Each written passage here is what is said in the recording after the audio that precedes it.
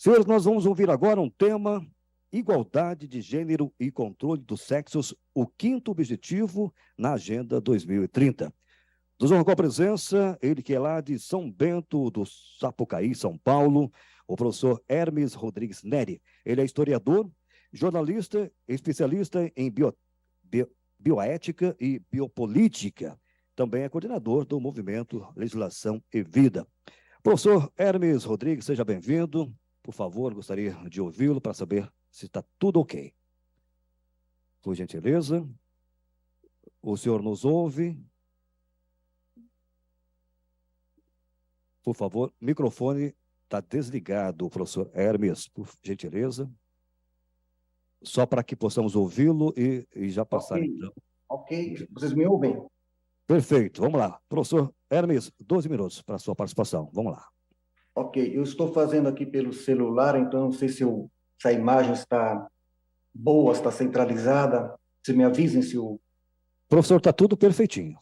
a imagem está ok, o som, né? Isso, perfeito. Bom, parabenizo, então, a Assembleia Legislativa do Estado do Paraná pela realização dessa audiência pública, o deputado Ricardo Arruda, né, pela iniciativa.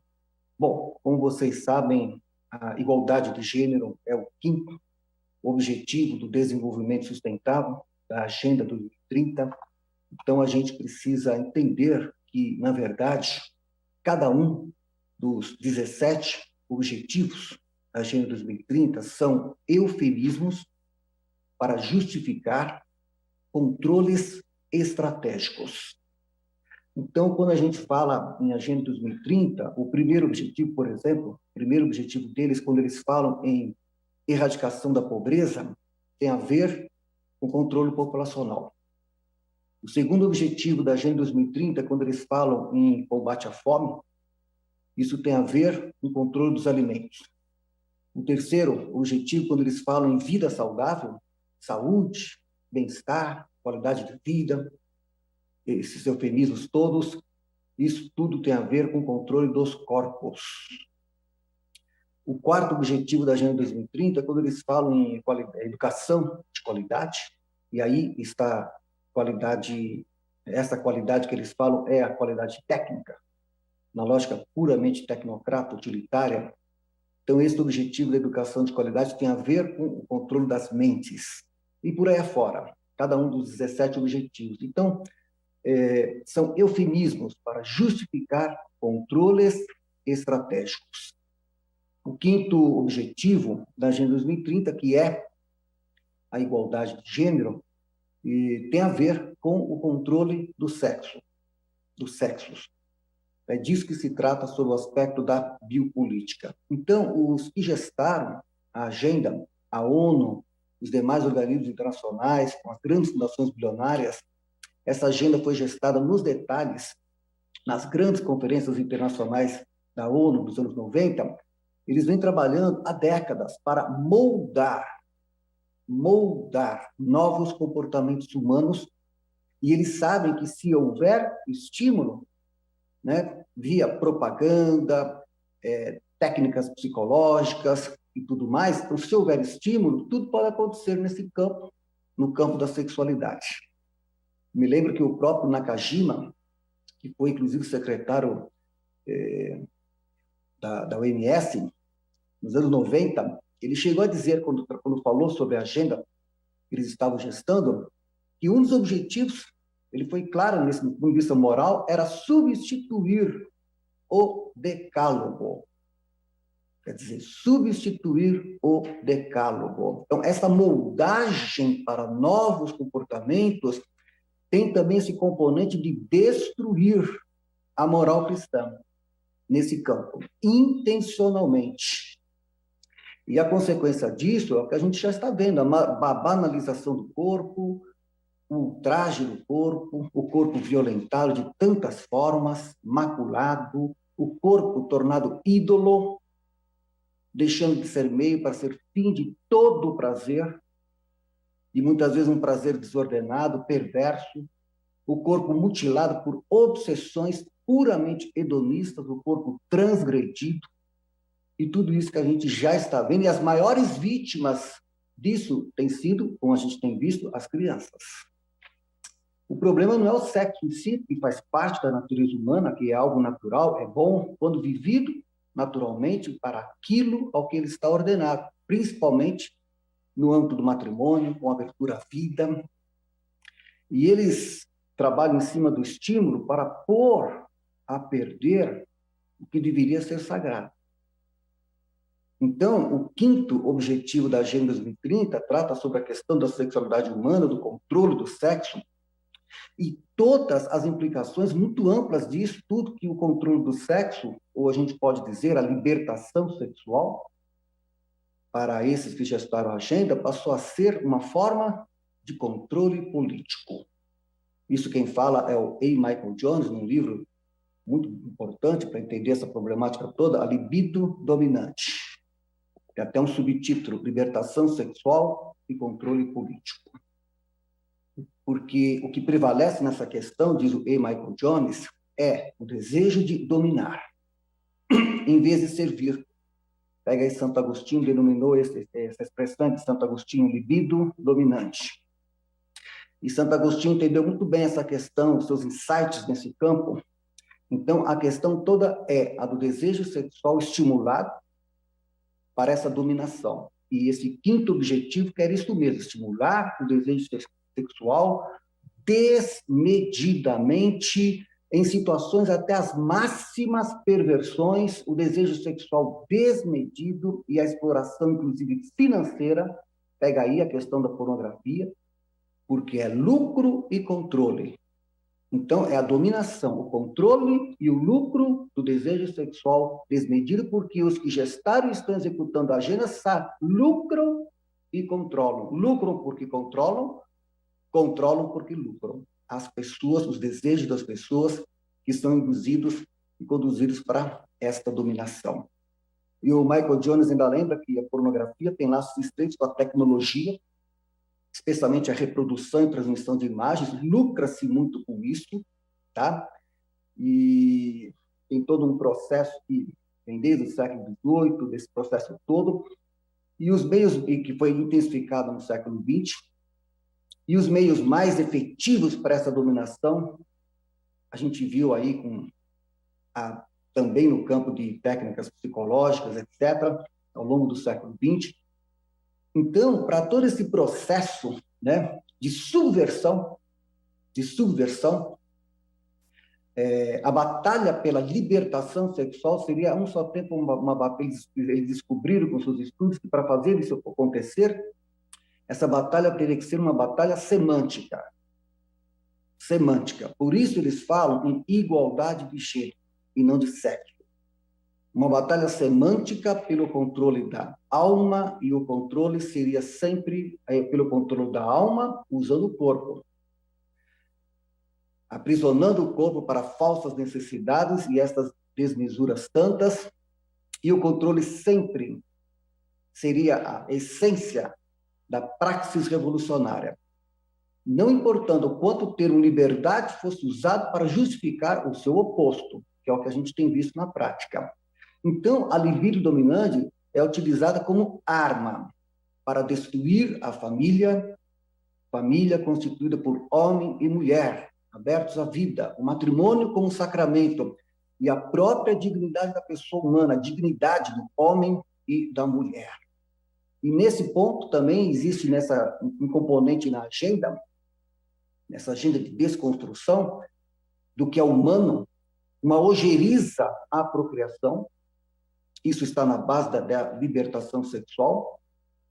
E o E. Michael Jones ainda fala que a libertação sexual se torna naturalmente uma forma de dominação em que os fortes podem fazer o que quiserem com os fracos.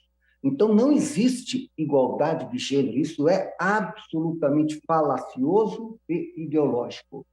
Trata-se, sim, de uma ideologia, porque a ideologia é o falseamento da realidade, é o falseamento da realidade objetiva. Então, trata-se, sim, de uma ideologia. Como diz o Jorge Scala, especialista nesse campo, é a ideologia mais radical da história. Ele tem um livro sobre ideologia de gênero.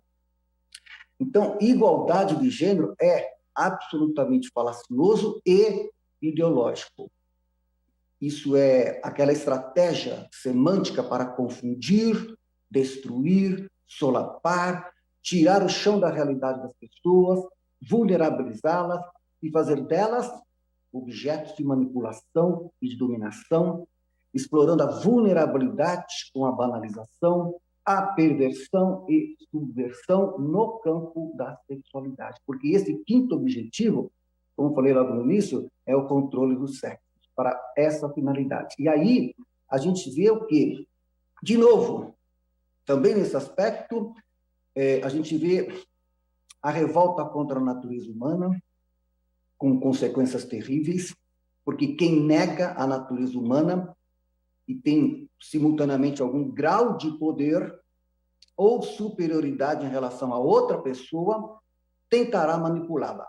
E, para isso, vai exercer toda a violência necessária. E para transformar um povo em massa manipulável, a ideologia de gênero é uma ferramenta formidável e, por isso, revolucionária. Então, é isso. E isso tem a ver com os controles, com os objetivos do controle, da manipulação, né? E por isso que é a mais radical das ideologias e também, do ponto de vista espiritual, sim, do ponto de vista espiritual, demoníaca, diabólica e satânica. Então, como a gente disse, trata-se de uma agenda ideologicamente equivocada, a agenda de gênero, que a ONU priorizou como um dos objetivos do desenvolvimento sustentável da Agenda 2030. Importante saber que é uma agenda que vem de fora de fundações e organismos internacionais, Fundação Rockefeller, Fundação Ford, tantas mais, que fere a soberania nacional, a soberania das nações e das pessoas, de cada pessoa. Interfere na liberdade de cada um, na nossa liberdade, responsável, porque quem realmente está motivando a implantação da agenda de gênero nas escolas e através da mídia, em toda a sociedade, como eu falei, são as fundações bilionárias, Rockefeller, Ford e tantas mais.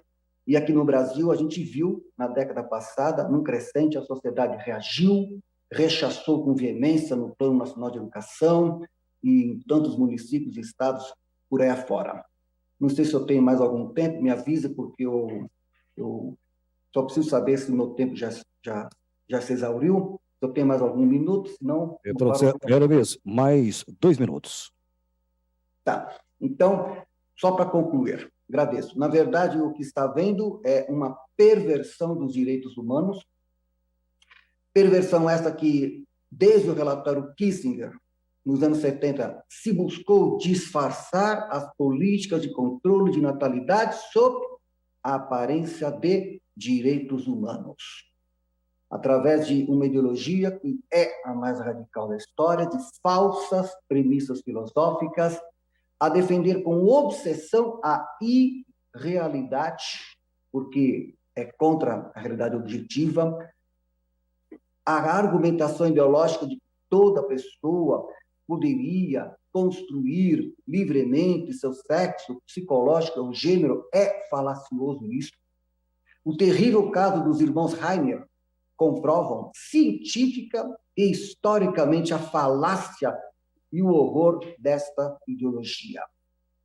Tem um estudo do professor Máximo Gandolfini, Genética e Neurobiologia da Diferença Sexual, que apresenta claramente as diferenças e características do cérebro humano do homem e da mulher, confirmando empiricamente que há, sim, distinções sexuais, homem e mulher, que há distinções muito específicas de identidade masculina e feminina, e que, de modo algum, é evidentíssimo que essas distinções não são jamais construções sociais. Bom, então eu vou ficar por aqui, tem muito mais que eu poderia dizer. Só para mais um adendo, para finalizar, essa agenda de gênero, como eu falei, vem também das grandes fundações, e aí entram os grupos ativistas, todos, de certa forma, interrelacionados ou com interesses comuns, mas, de alguma maneira, distinguíveis. Você tem os controladores de população, você tem os libertários sexuais, os ativistas, né, dos direitos dos homossexuais, os que apoiam o multiculturalismo ou que promovem o politicamente correto, os ambientalistas extremistas, os progressistas neomarxistas, os pós-modernistas, os desconstrucionistas. Então é isso, a agenda de gênero tem também o apoio de liberais influentes nos governos, de certas corporações multinacionais. É uma agenda sustentada por organizações que desfrutam de um retorno financeiro garantido e que se tornaram, no campo da sexualidade humana, como disse, uma fonte de lucro e um veículo da secularização planificada e que o Estado favorece quando capitulado diante desses interesses vis, que em nada dignificam, mas degradam a pessoa humana. Então, tudo isso, né, a pornografia, a droga, a prostituição, a contracepção e o aborto faz parte desse conjunto como indústrias organizadas, favorecidas todas elas também pela agenda de gênero. Teria muito mais a dizer, mas agradeço aqui a oportunidade, o espaço aqui aberto, e é importante esse debate para alargar a conscientização e defender corajosamente aí no campo legislativo a dignidade da pessoa humana, de cada pessoa humana, e principalmente as nossas crianças, que são as maiores vítimas disso. E nós, como pais, como cidadãos e cristãos, devemos estar atentos e vigilantes na defesa do bem, da verdade e da vida. Muito obrigado.